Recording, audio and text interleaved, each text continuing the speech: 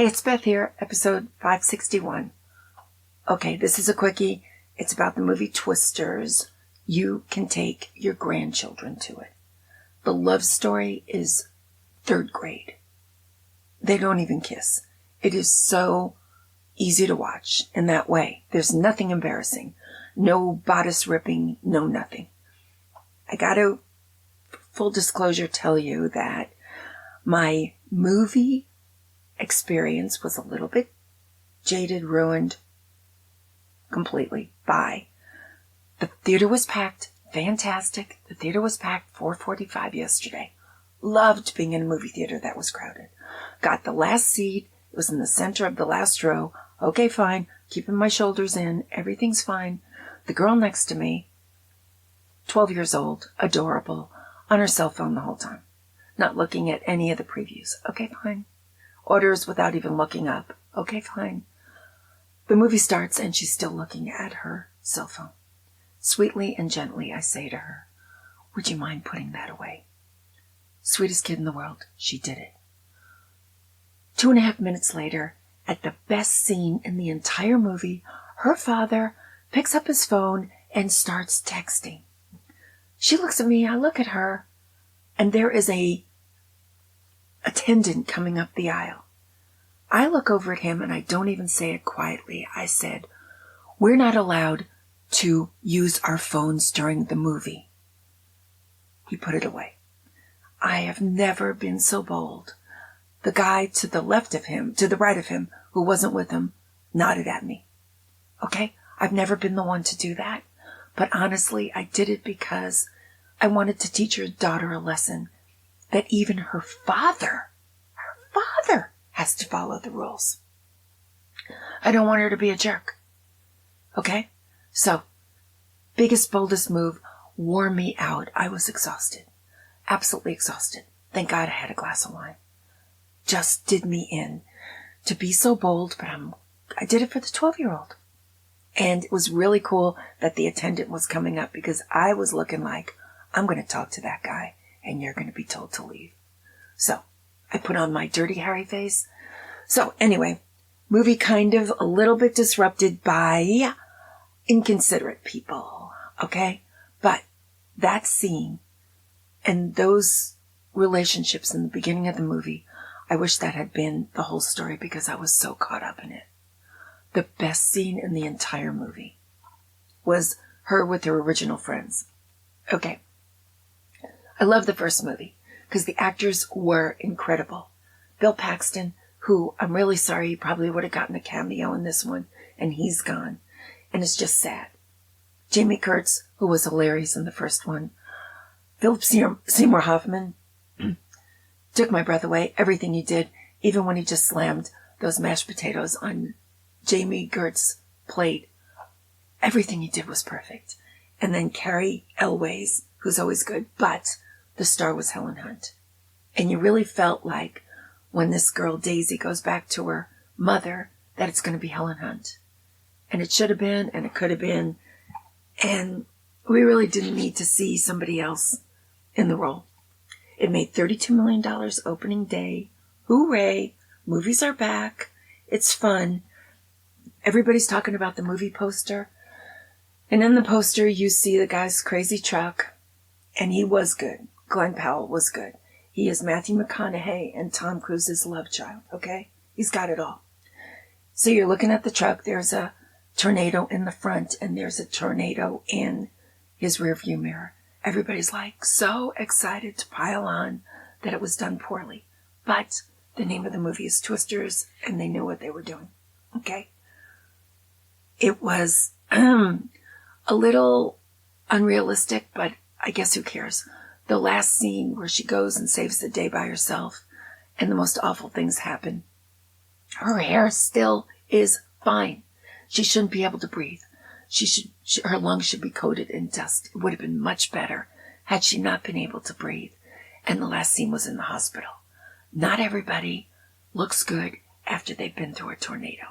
The first tornado she's in, her boyfriend is holding on to her, protecting her, and he's sucked into the tornado, and her hair still looks good.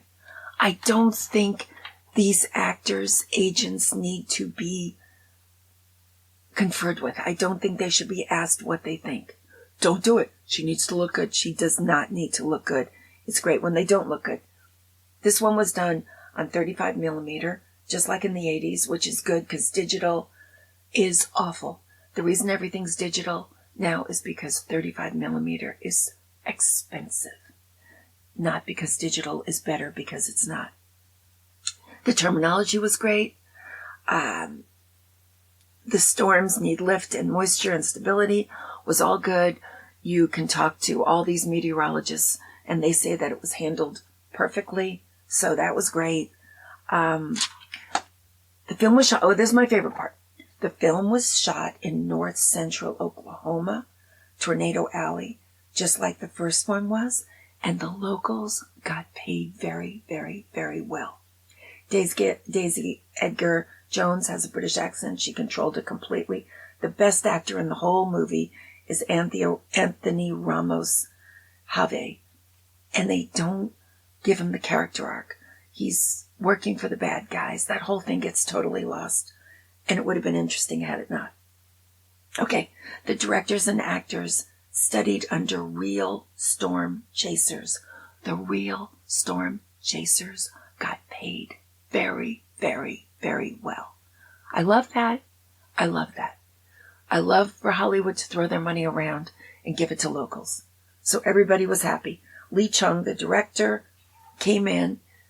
Odd choice, I suppose, although he's meticulous and exacting, which this movie needed. He came in, first day, everybody's a little bit like, whoa, okay, how's this going to go? Because he didn't direct a movie like this before. And he wrote on the board, Twister, and then he put the S at the end with a $sign through it. Everybody was like, okay, I trust this guy. James Cameron did the very same thing with Alien. When he put the S on Aliens, he put the $sign. Good luck in Hollywood. And that made money too. So the cast was great. The movie was fun, a little sanitized. I don't like that every single person survived after every single person in the beginning died. But, and that the trucks made the exact right turns away from the tornado every single time. And her scene at the end was completely unbelievable.